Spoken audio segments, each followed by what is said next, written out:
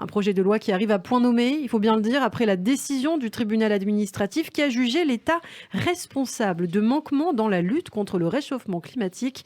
Mais ce texte ne fait pas l'unanimité car jugé incomplet. On en parle justement ce matin avec vous, Christophe Darin. En effet, Emmanuel Macron avait promis de reprendre sans filtre les 150 propositions de la Convention, mais le projet final est finalement éloigné de l'ambition initiale. L'occasion en tout cas de détailler ce que contiennent et ne contiennent pas les 65 articles qui se regroupent en 6 grands thèmes: consommer, produire et travailler, se déplacer, se loger, se nourrir et renforcer la protection judiciaire de l'environnement. Et on commence donc par le logement, un des secteurs les plus émetteurs de CO2. Pour rappel, la Convention citoyenne pour le climat demandait la rénovation énergétique obligatoire des bâtiments d'ici à 2040. Oui, mais finalement, la ministre de la Transition écologique a retenu l'interdiction seulement de la location des passoires thermiques en 2028. Cela représente 5 millions de logements en France. En tout cas, les autres volontés affichées par le gouvernement sont claires: rendre obligatoire les audits énergétiques en cas de vente ou encore généraliser le diagnostic de performance énergétique pour les immeubles d'habitation collectifs. Et il y a aussi le cas des terrasses chauffées. Ça, c'est un sujet à controverse. Oui, le gouvernement souhaite clarifier le cadre juridique pour l'interdiction des terrasses chauffées. Dans ce domaine, en fonction des conclusions d'une mission lancée par le gouvernement et attendue le mois prochain, des amendements pourraient compléter le dispositif lors du débat parlementaire. Alors après le logement, la Convention recommandait aussi l'interdiction de la publicité pour les produits les plus polluants. Encadrer la publicité, c'était une volonté qui n'a pas été totalement suivie. Et comme l'indiquait le journal Les Échos en décembre, la publicité pour les produits les plus polluants, notamment certains gros véhicules, les SUV, ne sera pas interdite. En revanche, le texte interdit la publicité pour les énergies fossiles. Enfin, pour les autres produits très émetteurs de gaz à effet de serre ou qui participent à la déforestation, le gouvernement a opté pour un code de bonne conduite. Un code de bonne conduite, c'est-à-dire ? Il s'agirait en fait d'une espèce de contrat climat conclu entre les médias et les annonceurs d'une part et le Conseil supérieur de l'audiovisuel d'autre part. Par ailleurs, la Convention demandait aussi l'interdiction du dépôt de toute publicité dans les boîtes aux lettres à partir de janvier de cette année. Ah oui, ces petits papiers agaçants déposés dans nos boîtes aux lettres alors qu'on demande parfois d'ailleurs à ne pas avoir de publicité, ça c'est vraiment insupportable. Oui, mais rassurez-vous, les collectivités volontaires vont expérimenter pendant 36 mois l'interdiction de cette distribution de prospectus, sauf en cas de mention les autorisant. Alors collectivité volontaire, encore faut-il qu'elle le soit pour que les choses évoluent. C'est vrai que pour l'instant c'est assez flou et les autorités y vont prudemment. D'ailleurs l'association Greenpeace ne s'est pas gênée pour le dire. Le gouvernement travestit la proposition de loi E20 Climat promue par la Convention en simple engagement volontaire de la part des entreprises. C'est une démarche purement incantatoire qui a déjà fait la démonstration de son inefficacité. Voilà ce qu'affirme Greenpeace France dans un communiqué qui poursuit, je cite, que c'est la porte grande ouverte au greenwashing. Et oui, le greenwashing, aussi nommé éco-blanchiment ou verdissage, c'est un procédé de marketing ou de relations publiques utilisé en fait par une organisation ou un État dans le but de se donner une image de responsabilité écologique trompeuse. Voilà, c'est pour le greenwashing. En tout cas, pour Greenpeace, tout cela démontre l'incapacité du pouvoir actuel à mettre notre modèle économique au diapason de l'urgence climatique. C'est ce qu'ils écrivent.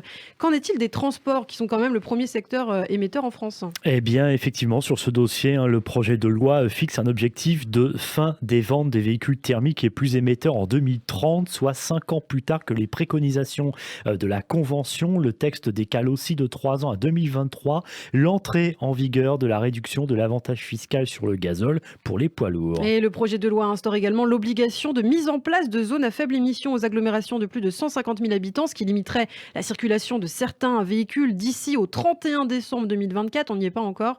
Et concernant les trajets aériens, qu'en est-il ? Pour les avions, en fait, c'est totalement inédit, puisque, écoutez bien, le gouvernement devrait interdire les vols domestiques s'il y a une alternative possible en train en moins de 2h30. C'est ce qu'a annoncé récemment la ministre de la Transition écologique, Barbara Pompili. Écoutez, justement, la ministre, c'était hier sur France Inter.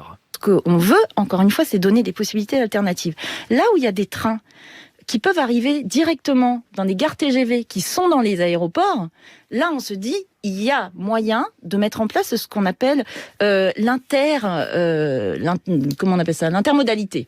L'intermodalité, c'est-à-dire que vous pourrez aller vous allez acheter sur internet ou vous allez à un guichet pour acheter votre billet, vous pourrez avoir un billet qui sera un billet de train et d'avion et ce sera pratique.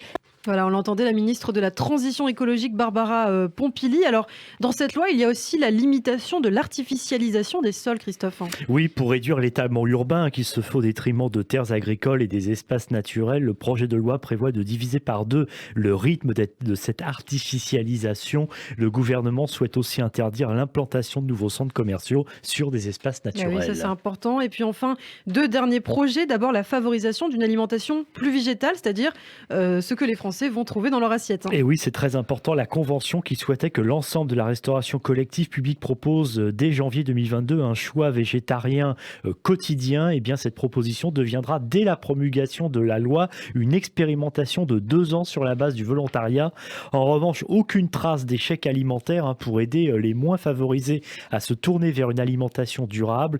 Selon le journal Le Monde, en fait, cette mesure devrait passer par une modification de la loi de finances. Oui, c'est un petit peu plus compliqué. Alors enfin, les autorités vont créer un crime d'écocide. Alors ça, c'est totalement inédit. Concrètement, l'environnement sera mieux protégé au niveau du droit.